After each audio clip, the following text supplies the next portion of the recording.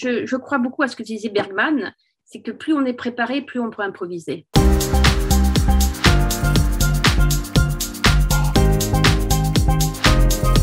Bonjour Charlotte, merci Bonjour. beaucoup de nous accorder beaucoup de temps pour cette séance en ligne de Cannes Série.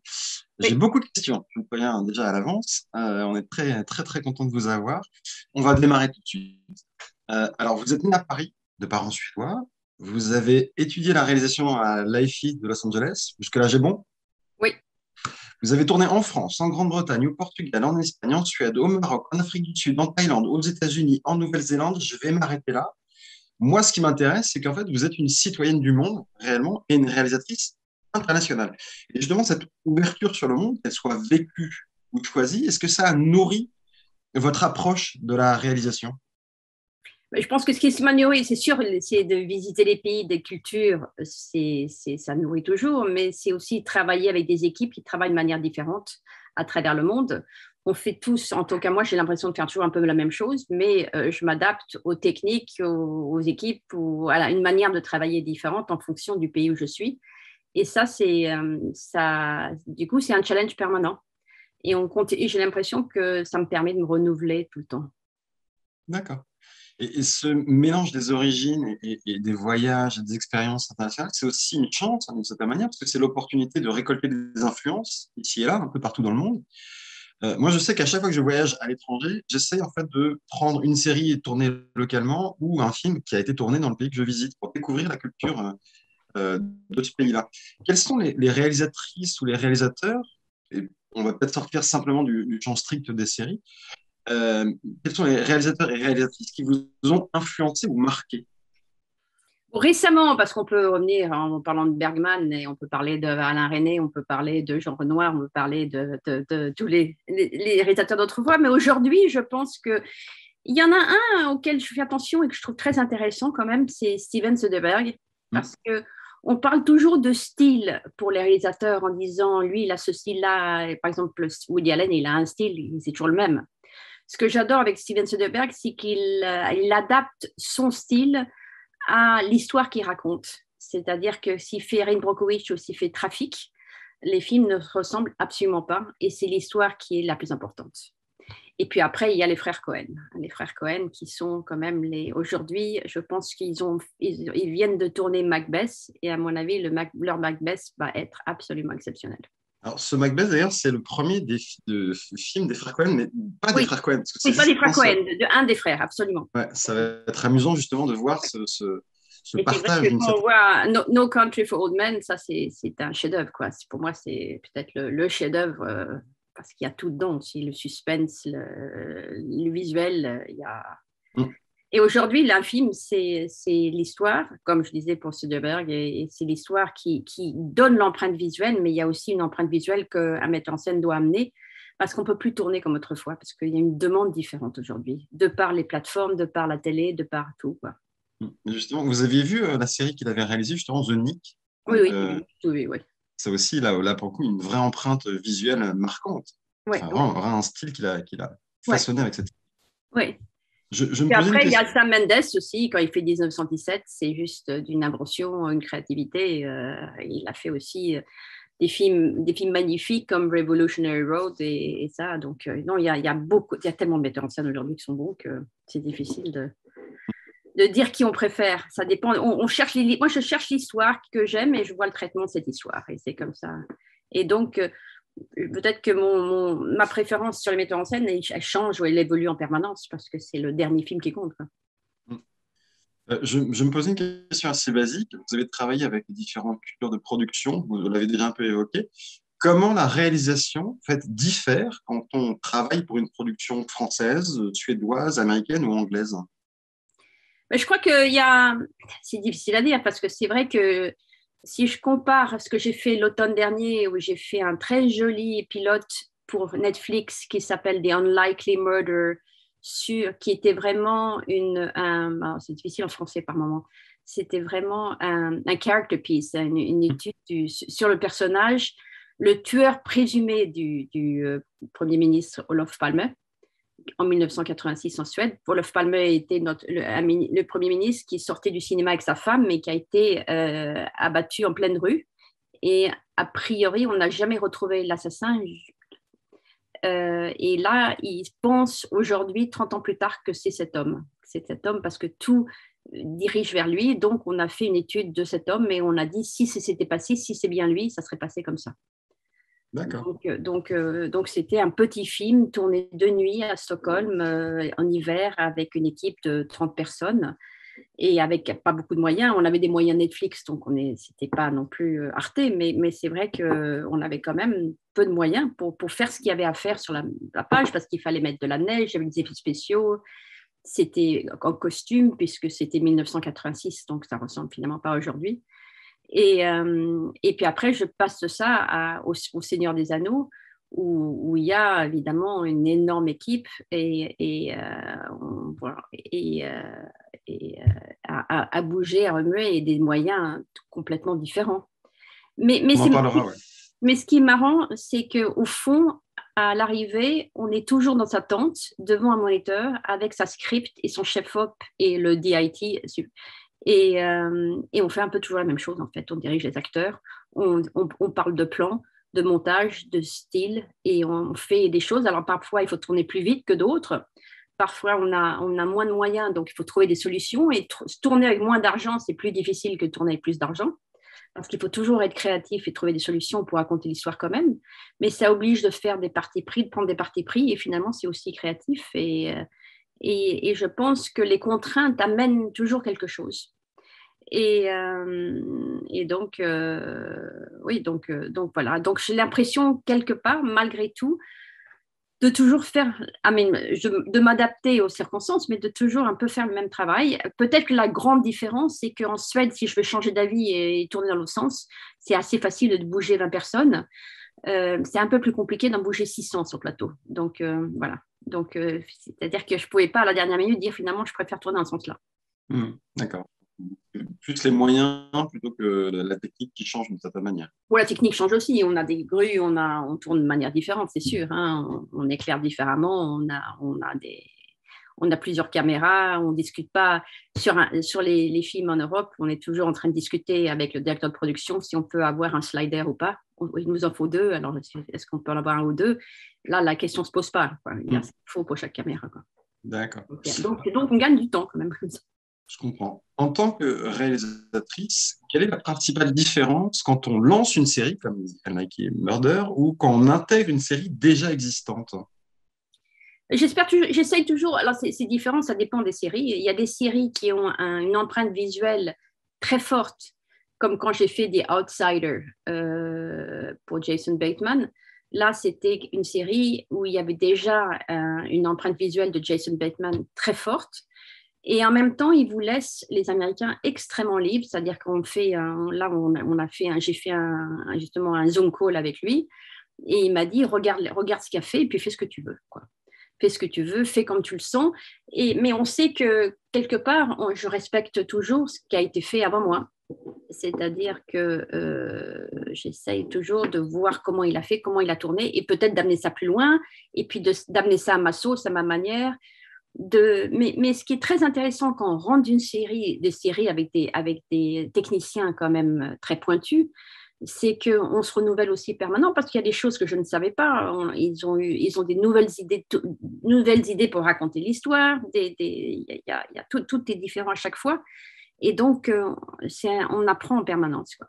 Et c'est ça qui me plaît bien. C'est-à-dire que quand je rentre dans une série comme The Outsider ou comme même The Witcher ou comme Le Man in the High Castle, ils ont une manière de tourner où ils essayent toujours de se démarquer, donc ils ont cherché un style et une empreinte visuelle différente avec un chef-op qui a poussé ça assez loin, qui a fait des tests, et donc c'est à chaque fois j'ai amené quelque chose avec moi à la prochaine série. Et je suis sûre que quand j'ai fait The Unlikely Murder, je me suis servi inconsciemment de choses que j'avais apprises avant. Et j'ai pris des choses de The Outsider, justement, des choses qui m'avaient plu dans The Outsider et je les ai refait à ma sauce. Et puis là, j'ai eu un metteur en scène après moi, parce que moi, j'ai fait les 2 premiers, puisqu'après, je suis partie sur Le Seigneur des Anneaux. Et il y a un autre metteur en scène qui a fait la suite et qui, lui, a repris, qui continuait dans mon style à moi. C'est-à-dire qu'il a cherché à pousser ce que j'ai fait moi, mais une fois de plus, à sa manière. Et ce qui est difficile parfois, c'est que j'ai trouvé qu'en France, il y a une époque, hein, c'est peut-être plus le cas aujourd'hui, mais à une époque, il y avait des showrunners qui arrivaient et qui avaient l'impression en France qu'il fallait dicter au metteur en scène les cadres qu'il fallait faire. Et ça, ou dire en disant nous, c'est comme ça, alors que j'ai jamais eu ce problème, en tout cas ce problème, jamais aucune personne m'a rien dicté aux États-Unis parce qu'il y a des unions, le travail de metteur en scène est très précis. Et par exemple, normalement, sur une série américaine Union, le scénariste ne peut pas parler aux acteurs directement. Ou il ne peut pas diriger les acteurs, en tout cas. Il peut leur parler et discuter d'une réplique. Mais il n'est pas censé leur donner des indications de jeu. Ça reste au metteur en scène. Ils doivent venir me parler à moi pour voir si je suis OK pour dire ça à l'acteur. Donc c'est quand même, ça reste quand même très créatif, quoi qu'il arrive et quoi qu'on en dise. Et ce qui est très intéressant, je trouve, c'est cet apprentissage permanent. Mais dans les grosses séries, à partir du moment où on travaille avec des gens avec les bons, quoi. Je comprends. Quand on crée une série from scratch, non, avec un pilote, avec un scénario, etc., mais comment on conçoit la bible visuelle d'une série? Par exemple, The Unlikely Murder, ça a été quoi votre chemin de pensée, de création pour ce style visuel? J'ai fait des recherches, j'ai fait ce que j'appelle un lookbook, c'est-à-dire que j'ai fait des recherches dans d'autres séries et films qui ont été tournés et j'ai sorti toutes les images qui, quelque part, à mon avis, correspondaient au look de la série, en lumière, en cadre. Et j'en ai rajouté après en disant, moi, je vois ça comme ci, je voudrais que ça soit comme ça. Et donc c'est un travail très créatif, mais je prépare ce lookbook parce que je l'ai laissé au metteur en scène après, pour que lui ait une référence visuelle pour voir ce que j'ai cherché à faire moi. Et puis, il y a aussi, j'ai travaillé avec un super chef-op suédois pour faire mes 2 premiers épisodes, et lui est resté sur la suite. Donc, lui, ayant travaillé avec moi, je savais aussi exactement ce que je voulais faire, et donc à continuer quelque part ma vision avec l'autre metteur en scène. Est-ce que vous avez un espace de discussion, d'échange avec les auteurs originaux, les scénaristes, quand vous lancez une série, justement, pour discuter de leurs intentions, face aussi peut-être à vos idées, à vos souhaits? J'essaye, ça dépend toujours des scénaristes et du temps qu'ils ont et où ils sont, parce que parfois un scénariste finit d'écrire une série, puis il est déjà parti sur une autre, où il n'est plus là. Et aujourd'hui, avec tout ce qui a été confinement, pandémie, ils sont moins présents sur le plateau qu'ils étaient autrefois parce qu'ils limitent le nombre de personnes sur le plateau. Mais j'essaye toujours de faire une lecture avec eux pour savoir qu'est-ce qu'ils voulaient dire, qu'est-ce qu'ils voulaient raconter, comment ils voyaient la chose d'abord. Et après, ça dépend des séries. Il y a des séries où on discute tout le temps. Où on parle, où ils réécrivent aussi, par exemple sur les séries américaines, ils réécrivent énormément, ils réécrivent souvent la veille, ils font des changements tout le temps, tout le temps, tout le temps. Donc je reçois souvent des nouvelles pages de texte la veille ou dans la semaine. Mais ce qu'on fait avec les scénaristes américains, et ça je ne l'ai jamais vu en Europe, on fait ce qu'on appelle un tone meeting. C'est un meeting où on parle du ton de la série. Et ça se fait quelques jours avant le début du tournage. Et et à ce moment-là, on lit tout le scénario ensemble et le scénariste, ou en général le showrunner,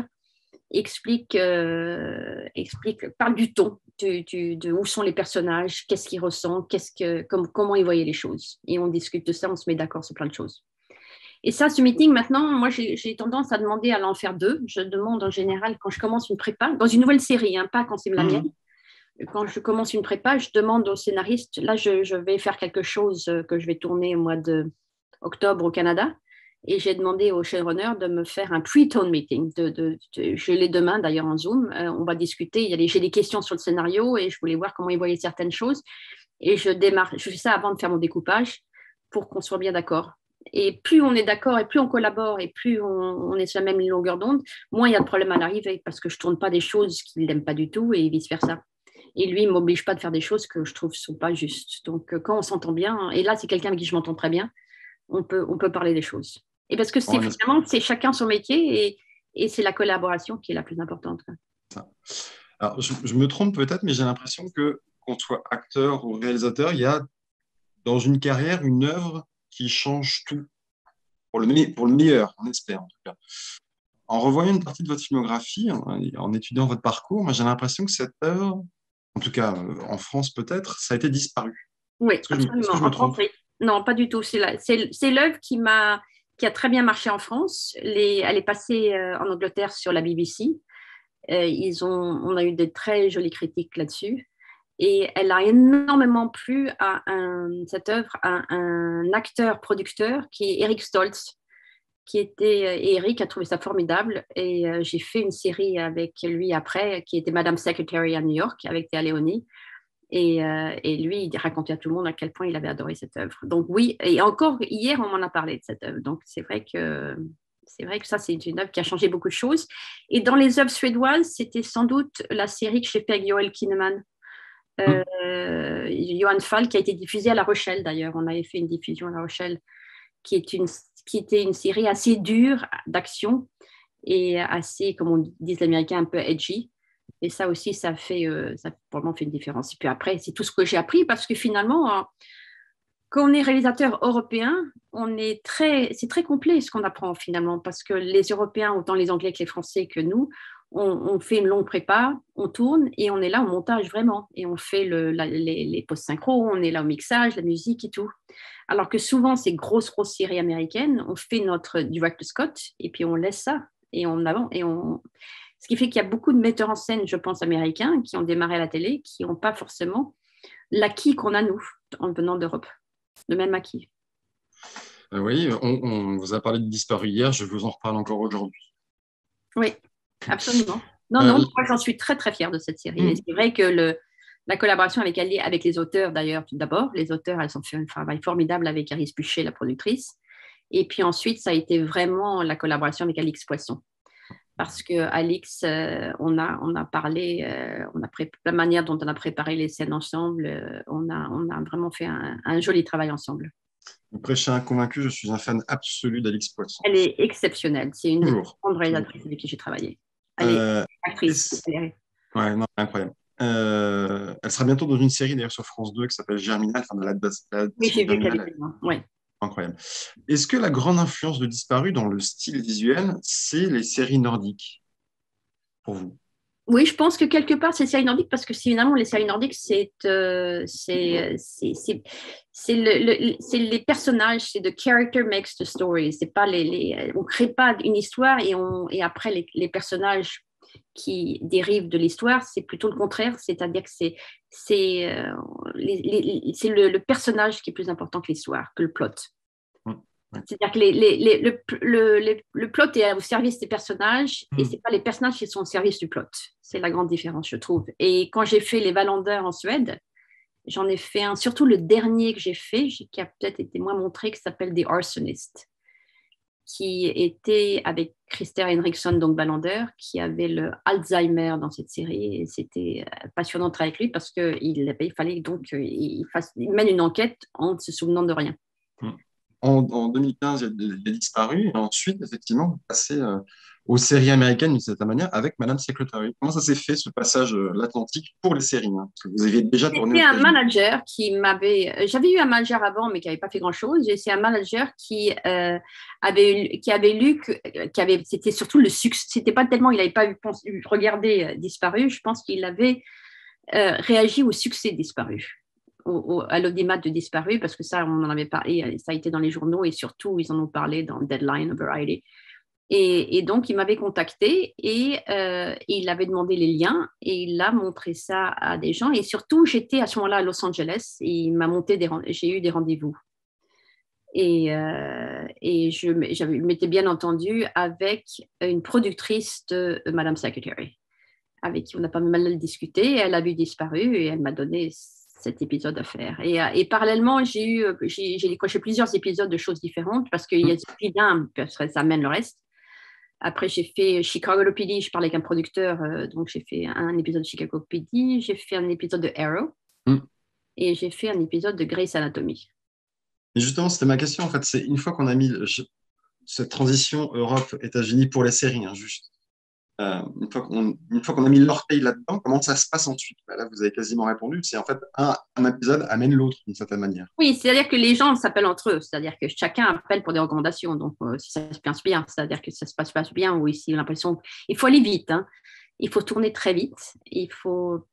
On n'a pas le temps de faire. Il faut bien avancer, bien tenir, parce que c'est des équipes beaucoup plus. Les équipes sont beaucoup plus grosses et il y a beaucoup de caméras. C'est-à-dire qu'on tourne pas on ne tourne plus du tout avec une caméra, on tourne en général avec 3 caméras.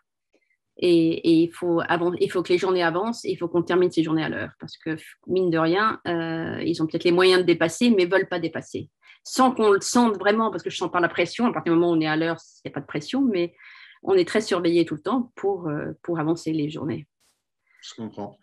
À l'époque de Disparu, qui a été donc un gros succès ici et ailleurs, donc, vous insistiez sur le fait que pour Disparu, tous les maillons de la chaîne étaient réunis pour que ça fonctionne. Le scénario, les acteurs, la technique, l'envie aussi, mais aussi le style visuel dans la mise en scène. Ça, c'est vraiment quelque chose que vous avez dit. C'est quoi le style visuel pour vous?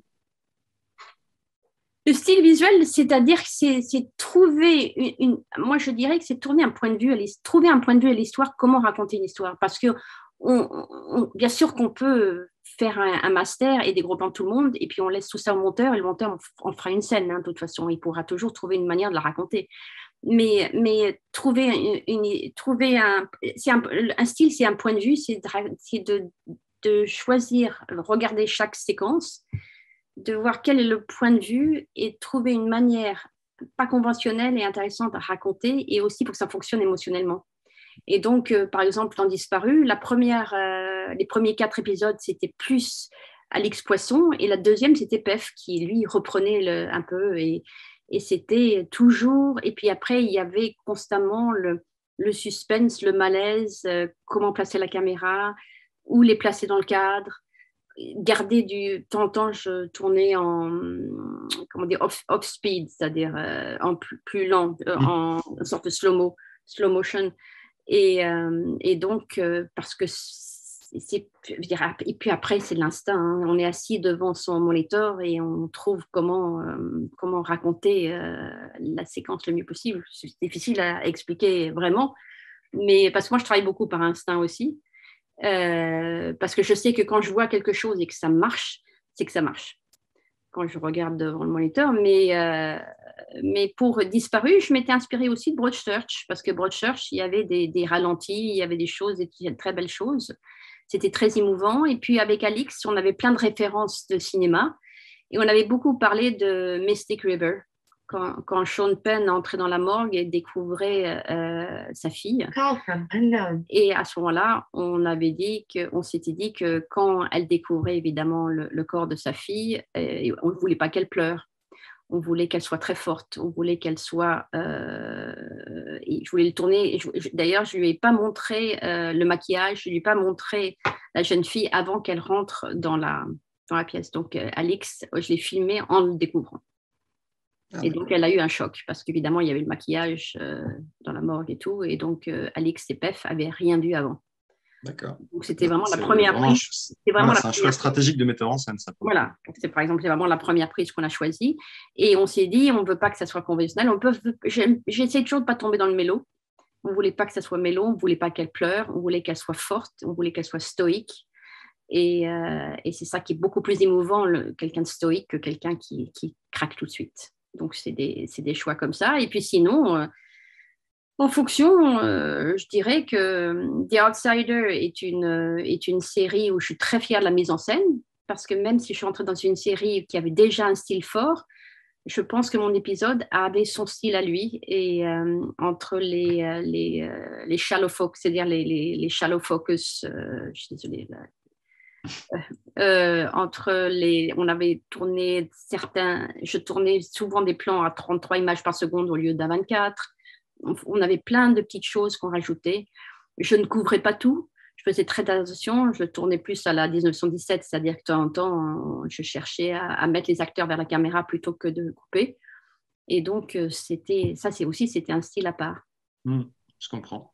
Pour cette séance, moi, j'ai revu, au-delà du style, j'ai revu beaucoup de choses que vous avez réalisées. Je ne suis pas remonté jusqu'à Julie Lescaut et Julie Chevalier de Maupin, mais En revoyant disparu des extraits de Counterpart de vos épisodes de Jupiter's Legacy ou même de The Witcher, ce qui transpire vraiment de votre mise en scène, au-delà du style, c'est l'amour que vous portez aux acteurs, Oui. réellement. Et ça se voit à leur espace de création et d'émotion. C'est quelque chose qui vous... Enfin, c'est un lit.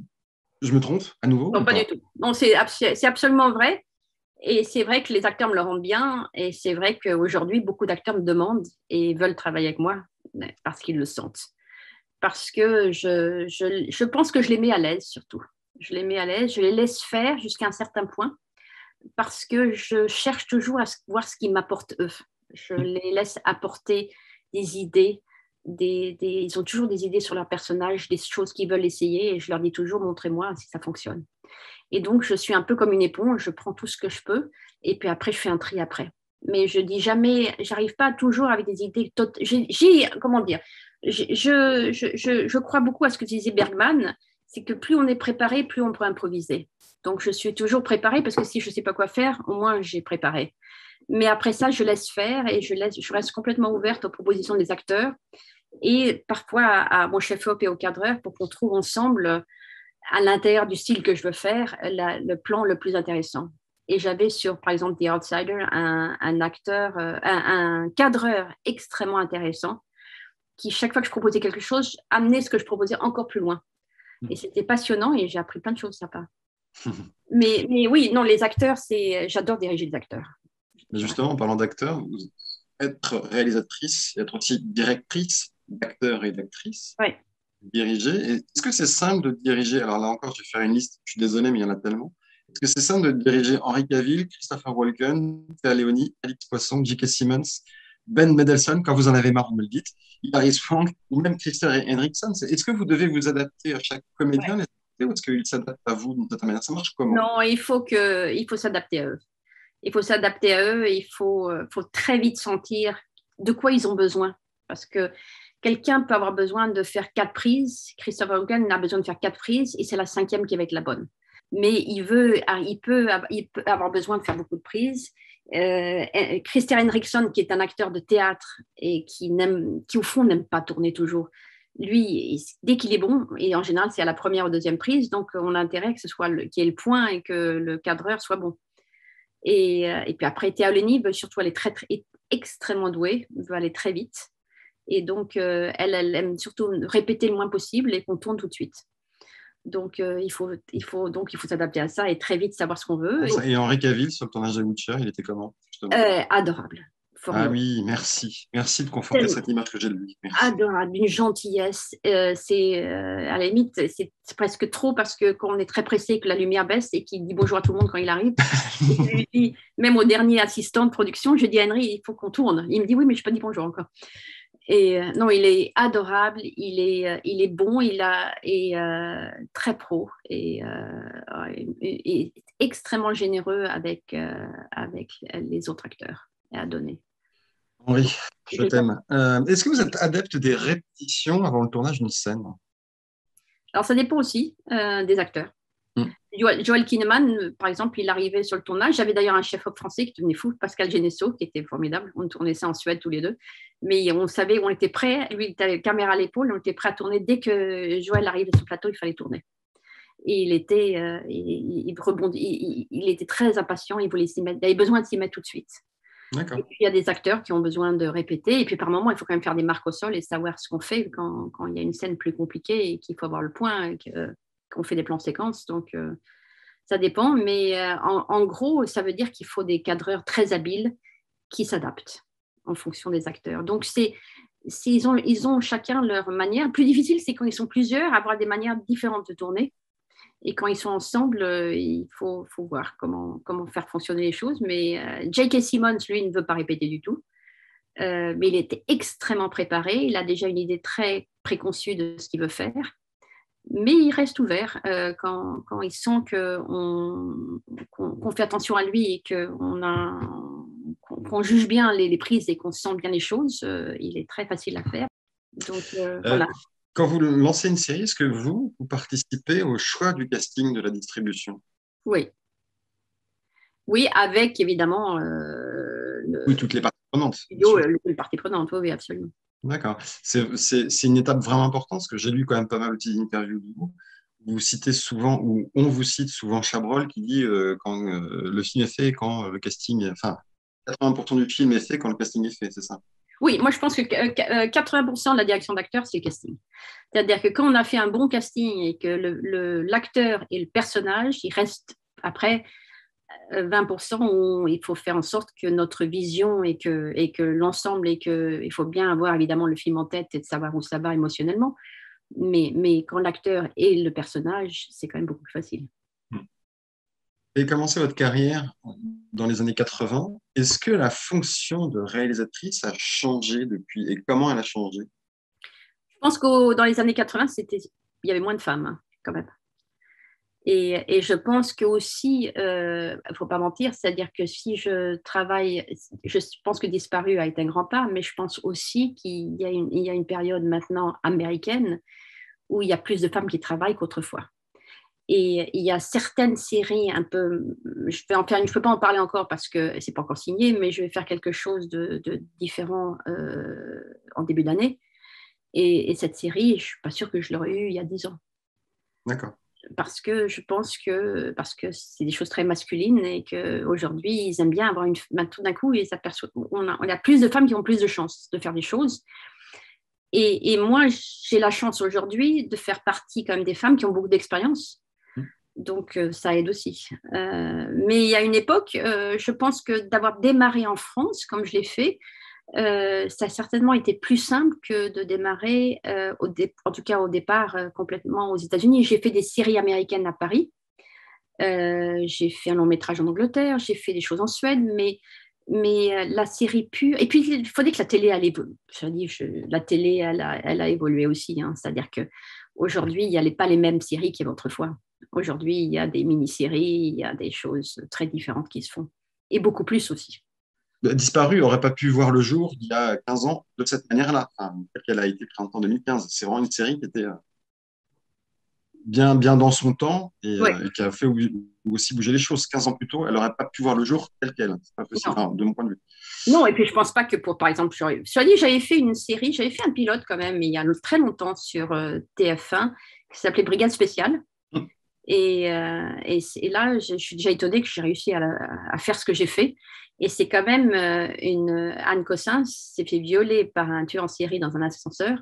Et c'était quand même assez hard. Et on l'a passé. Et je sais que, bon, je ne vais pas les nommer, mais il y a des gens autour de moi, ou les gens avec qui ont travaillé, et qui m'ont dit ça ne passera jamais. Et, il faudra remonter, il faudra faire ci, il faudra faire ça. Et à l'arrivée, elle a été bien défendue. Et elle est passée et on a fait un énorme succès avec ça. Donc, Vous parliez en fait du fait qu'il y avait quand même moins de réalisatrices il y a quelques années, une dizaine d'années, il y en a plus. Comment est-ce que vous vivez justement cette année assez incroyable, là, pour le coup c'est plus cinéma, mais cette année assez incroyable où les femmes gagnent à peu près tout, et tant mieux pour des grands, grands films en plus, pour le coup. Comment vous voyez cette, je ne sais pas comment appeler ça, parce qu'en fait c'est une normalité, mais comment vous l'avez vécu, comment vous le voyez? je trouve que c'est ça. Je me dis que je me suis beaucoup battue au départ et je me dis au moins ça a servi à quelque chose parce que maintenant ça sert tout ce qu'on a fait, moi et d'autres femmes, sert aux femmes qui démarrent aujourd'hui et le chemin est peut-être un peu plus facile aujourd'hui qu'il ne l'était autrefois. Mais en même temps, je ne suis pas du tout amère parce que je trouve que de se mettre battue pendant aussi longtemps pour arriver à faire ce que je voulais faire, ça vous forme aussi, hein. On apprend à ne pas lâcher, à avancer, à ne pas abandonner et à tenir longtemps parce que c'est une chose d'avoir du succès pendant quelques années et puis après, il faut tenir pendant une longue durée. Et là, il y a une chose dont je suis aussi très fière, c'est que ça fait 30 ans que je réalise et de manière extrêmement régulière. Je fais un certain nombre, que ce soit en France, en Suède ou aux États-Unis, je fais un certain nombre de films par an et ça continue, quoi. Et je touche du bois, il faut que ça continue encore longtemps.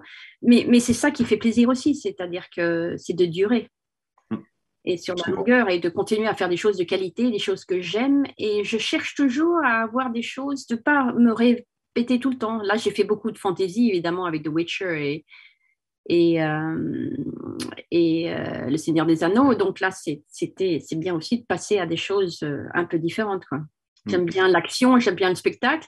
J'aime bien Unlikely Murder. Vous allez voir un tout petit teaser où j'ai envoyé un teaser là à Cannes. C'est vraiment c'est noir, c'est très scandinave, c'est vraiment l'étude d'un personnage. Donc c'est complètement différent, quoi. Ma prochaine question, c'est est-ce que vous avez toujours eu envie de réaliser? Au départ, je voulais en fait faire des. J'étais plus dans le documentaire. C'est le documentaire qui m'intéressait au tout départ. Et quand j'avais 15-16 ans, et je voulais faire. Tout départ, je voulais faire des documentaires animaliers. Après, ça a évolué, c'était des documentaires tout court. Et j'ai commencé à faire des études d'anthropologie aux États-Unis que j'ai arrêtées pour aller à l'AFI parce que le cinéma commençait à m'intéresser. Et là, j'avais 21 ans. Donc oui, pratiquement toujours. Non, mais j'avais lu justement sur cette passion et cette envie de faire du documentaire animalier. C'est peut-être un peu gros ce que je vais dire, mais c'est peut-être aussi pour ça que vous avez cette précision du regard, de choper quelque chose des acteurs, de capter un truc dans leur performance, non? Peut-être, peut-être. J'aime bien choper des trucs et j'aime bien marcher à l'instinct et ce que j'aime bien, c'est d'arriver sur le plateau, pas toujours savoir exactement ce que je vais avoir. C'est-à-dire que si j'arrive avec une idée très préconçue et que l'acteur, tout ce qu'il a besoin de faire, c'est de faire essayer de faire exactement ce que j'avais dans la tête, c'est presque ennuyeux parce que ça devient une formalité sur le plateau. Ce que j'aime bien, c'est l'inattendu, c'est la collaboration, c'est d'arriver. Moi, j'adore ce que je fais. La première chose que je fais quand j'arrive sur un plateau, c'est le blocking, c'est-à-dire une mise en place. Et pour sentir la scène avec les acteurs et pour voir qu'est-ce qu'ils m'apportent eux, comment ils avaient vu eux la scène et partager nos points de vue divers. Et après, je dis, mais non, mais la scène raconte, je dis au hasard, mais la scène raconte ça, donc tu peux pas aller à la fenêtre, il faut que tu ailles au lit parce que. Mais sinon, je cherche à travailler la scène avec eux. Et après, on décide. Alors, j'ai tout décidé à l'avance, oui, mais après, je laisse tout ça ouvert et après, je parle au chef-op et au cadreur et on décide comment la tourner au mieux. Mais j'essaye jamais de faire un plan large et des gros plans, en fait. J'essaye de trouver les endroits précis pour les gros plans et j'essaye le plus possible de faire un sorte de master intéressant qui peut servir comme un oneer, comme on dit. C'est comme un plan de séquence. Je comprends. Et Est-ce que après, c'est justement, complète après. vous parliez souvent dans vos interviews, vous parlez souvent de risques à prendre sur la mise en scène ou sur le tournage. En risque, ce n'est pas des risques physiques, hein, bien évidemment, mais prendre des risques artistiques ou visuels. C'est quoi prendre un risque sur un tournage? Parce qu'en fait, il faut aussi prendre en compte le fait que quand on est réalisateur, réalisatrice, il y a le tournage, mais il y a aussi le montage. Donc, il y a une gymnastique intellectuelle à faire toujours entre ce qu'on tourne et ce qu'on va monter, de quoi on a besoin. Et là-dedans, il y a des risques à prendre. Oui, je ne crois pas que je prenne vraiment des risques. J'essaye toujours de m'assurer quand je regarde, parce que je travaille quand même beaucoup, on travaille aujourd'hui, et ce qui est beaucoup moins risqué, on passe par rapport à mon premier film, je n'avais pas de vidéo monitor, seulement le premier. Après, c'est venu. C'est le tout premier long métrage. Mais à ce moment-là, on demande tout le temps au cadreur ce qu'il voit. Donc, on compte sur quelqu'un et ça, c'est difficile, justement, parce qu'on a intérêt à bien choisir la personne. Aujourd'hui, ce qui est formidable, c'est d'avoir plusieurs écrans. Et donc, et moi, je viens aussi, il y a une autre chose importante, c'est que je viens du montage quand même. J'ai travaillé beaucoup au montage et j'ai travaillé comme assistante d'une monteuse française exceptionnelle qui est malheureusement décédée il n'y a pas longtemps, qui est Françoise Bonneau, qui avait monté Z, qui a monté Missing, qui a gagné des Oscars, et par qui j'ai beaucoup appris au montage avec elle aussi. Parce qu'on apprend comment tourner au montage. C'est la dernière écriture du scénario finalement. Et donc, le risque, pour revenir au risque, je cherche à par moment à pas tout couvrir et justement faire des plans séquences. Et je suppose que le risque, moi, je sais que ça marche ce que je fais, ou je sens que ça marche. Le risque, c'est si quelqu'un d'autre, on parle du studio ou des producteurs, avait une autre idée de la scène. Donc, parfois, c'est difficile de changer, de tout changer, parce que je n'ai pas tourné de 4 manières différentes. C'est-à-dire que je l'ai tourné dans une certaine in one perspective, c'est-à-dire dans un certain point de vue. Et donc, après, ils ne peuvent pas tout retransformer. Donc, ça, c'est peut-être un risque. Mais en même temps, ça me permet aussi de tourner plus. C'est-à-dire que si je prends du temps à tout couvrir à chaque séquence, je ne finirai jamais mes journées. Et puis, c'est un peu inutile. Ce n'est pas moi qui mets en scène, c'est le monteur qui met en scène à ce moment-là. Donc, je pense que, voilà. Donc, au fond, ce n'est pas un risque. Le seul risque, c'est que des gens ne sont pas d'accord, peut-être. Mais quand Sam Mendes a tourné 1917, il ne pouvait pas tellement changer son montage non plus. Hein. C'est-à-dire que finalement, les gens rentrent dans la pièce, ils se tournaient vers la caméra quand ils avaient besoin de parler et puis ils repartaient. Mm. Et donc ça, j'ai fait beaucoup de ça dans The Outsider. Mais là, j'avais complètement la bénédiction du producteur en disant, surtout, il ne voulait pas que ça soit couvert. Il m'a dit, s'il te plaît, ne couvre pas trop, fais ce que tu veux faire, mais fais des choses intéressantes. Incroyable. Donc, oui, ça, c'était incroyable. Et donc, moins il y avait de gros plans, plus il était content. D'accord. On parlait un peu de ça, on évoquait un peu rapidement, vous en parliez un peu rapidement tout à l'heure. Est-ce que dans votre position maintenant, vous avez l'impression d'avoir une mission, celle de montrer la voie, pas forcément aux jeunes réalisatrices, mais plutôt aux décideurs? Oui, on peut engager une réalisatrice pour tourner telle fiction, telle série. Oui, une réalisatrice peut sans aucun problème mettre en scène de l'action. Bref, est-ce que vous avez une sorte de responsabilité de casser encore des stéréotypes? Non, je fais ce qui me plaît, en fait. Je fais ce qui me plaît et ce que j'ai envie de voir, moi. Moi, j'aime bien aller voir de l'action au cinéma, donc j'aime bien en faire, en fait. Hein. Mais en même temps, on proposerait un drame sentimental avec une histoire très forte et avec de très beaux personnages, je le ferais aussi. Mais je pense que c'est certainement très utile de casser ce stéréotype et de montrer qu'on peut faire des choses totalement différentes en tant que femme. Alors, il faut dire aussi qu'au début, quand je démarrais, je ne me suis jamais dit, oui, je suis réalisatrice femme, il faut que je fasse attention à ci ou attention à ça. Je me suis toujours considérée, et j'avais eu un prix, mon premier prix aux États-Unis, au Women in Film Festival. J'avais eu un prix et je leur avais dit, écoutez, le plus important pour moi, c'est d'être réalisateur ou réalisatrice, mais pas d'être women director, female director. Parce que je trouve qu'il y a des hommes qui peuvent raconter des histoires très féminines, très émouvantes et très sentimentales, et des femmes qui peuvent aller faire ce que fait Catherine Bigelow, qui peut aller faire un gros film d'action et qui peut revenir avec The Hurt Locker, qui est un film génial. Et donc je crois qu'il faut...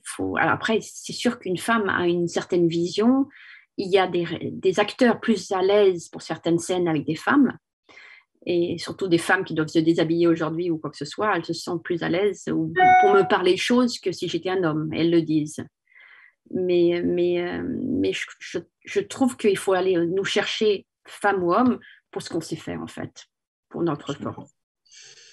On l'a déjà aussi un peu évoqué. En 2022, alors, vous avez évoqué pas mal de projets dont vous ne pouvez pas vraiment parler.